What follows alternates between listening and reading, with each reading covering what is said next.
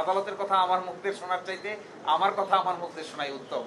পঞ্চদশ সংশোধনীর মাধ্যমে যে ধরনের কর্তৃত্বপরায়ণ সরকার প্রতিষ্ঠা করা হয়েছে সেটি বাংলাদেশের বাইরে সকল রিসার্চ অর্গানাইজেশন, সকল হিউম্যান রাইটস অর্গানাইজেশন এবং বাংলাদেশকে নিয়ে যারা লেখালেখি করেন আন্তর্জাতিক অঙ্গনে সকলেই বাংলাদেশকে অথরিটারিয়ান স্টেট হিসেবে আইডেন্টিফাই করেছে। বাংলাদেশের যে ডেমোক্রেটিক ক্যারেক্টার আছে, রাজনৈতিক প্রতিযোগিতা আছে, কেয়ারটেকার গভর্নমেন্ট সিস্টেমটাকে বাতিল করে ইলেকশন মেকানিজমটাকে ধ্বংস করা হয়েছে। সুষ্ঠু নিরপেক্ষ নির্বাচন অনুষ্ঠানের যে প্রক্রিয়া, এই প্রক্রিয়াটাকে ইচ্ছে করেই বাধাগ্রস্ত করা হয়েছে। ইলেকশন প্রক্রিয়া এমন এক পর্যায়ে চলে গেছে যেখানে ইলেকশন আর ইলেকশন থাকেনি, সেটি সিলেকশনে রূপান্তরিত হয়েছে। এই জন্য পঞ্চদশ সংশোধনী বাংলাদেশের মানুষের যে আশা আকাঙ্ক্ষা এবং অ্যাসপিরেশন সবগুলোকে ডিস্ট্রয় করেছে। বাংলাদেশের মানুষ গণতন্ত্র প্রিয়, বাংলাদেশের মানুষ মাল্টি পার্টি ডেমোক্রেসিতে বিশ্বাস করে, বাংলাদেশের মানুষ ভোটকে উৎসব হিসেবে নিতে বিশ্বাস করে। সেই উৎসবকে ডিস্ট্রয় করে আমরা এটিকে একটি কর্তৃত্বপরায়ণ সরকার ব্যবস্থা কায়েম করেছি। আমরা ইলেকশন করেছি কিন্তু কোনো কম্পিটিশন নাই। আমরা ইলেকশন করেছি কিন্তু ইলেকশন কমিশন ফাংশন করে না।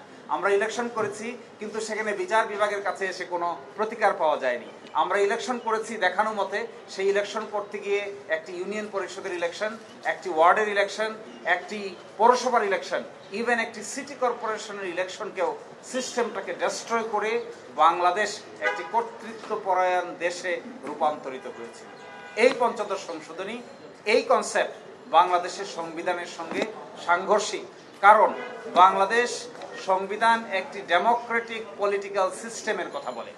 বাংলাদেশের সংবিধান কোনো একনায়কতান্ত্রিক কিংবা কর্তৃত্বপরায়ণ সংবিধানের কথা বলে না।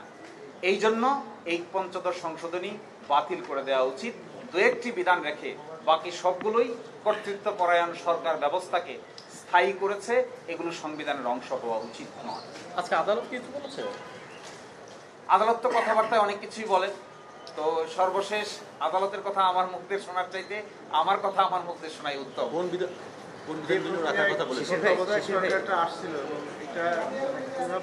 হ্যাঁ, আমরা বলেছি যে তত্ত্বাবধায়ক সরকার ব্যবস্থা বাংলাদেশের সংবিধানে আসছিল সকল রাজনৈতিক দল, কৃষক, শ্রমিক, জনতা, ছাত্র সকলের কনসেনসাসের ভিত্তিতে, এবং সেটি হয়েছিল এরশাদ সরকারের পতনের পর প্রথম এই ব্যবস্থা বাংলাদেশে চালু হয়।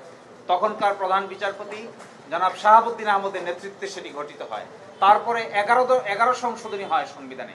11তম সংশোধনীর শুরুতে এই সব কথা বলে দেওয়া হয়েছিল যে কেন সেখানে আওয়ামী লীগ, বিএনপি, জামাত সহ সকলেই একসাথে বসে এই কেয়ারটেকার গভর্নমেন্টের সিস্টেম এনেছিলেন, এবং সেখানে যে 3 জোটের রূপরেখা ছিল, এই রূপরেখাতেও কেয়ারটেকার গভর্নমেন্ট ছিল। তাহলে সেই ব্যবস্থাটা কেন ডিস্ট্রয় করতে হলো? সেটি তো মতৈক্যের ভিত্তিতে হয়েছিল, কনসেনসাসের ভিত্তিতে হয়েছিল। সেটিকে ডিস্ট্রয় করাটা সংবিধানকে ডিস্ট্রয় করার নামান্তর।